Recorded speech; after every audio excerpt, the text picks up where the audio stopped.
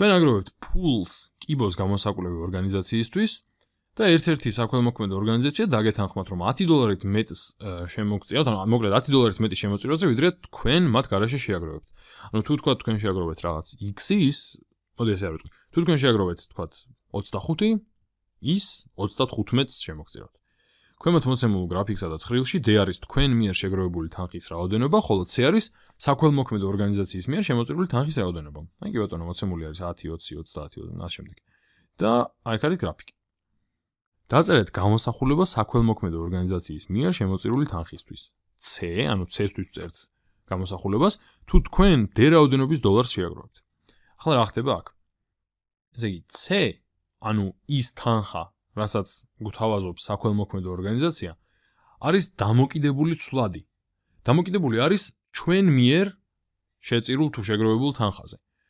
ამ საქველმოქმედო ორგანიზაციამ გითხრა, რომ მოდი აი შენ მანახე რამდენ შეაგროვებ და მე კიდევ შემოგწირავ მაგას პლუს $10. ამიტომ ის რაოდენობა თუ რა თანხას შემოგწირავს, რა რაოდენობის თანხას შემოგწირავს საქველმოქმედო ორგანიზაცია, არის დამოკიდებული იმაზე თუ ჩვენ რამდენ შევაგროვებთ.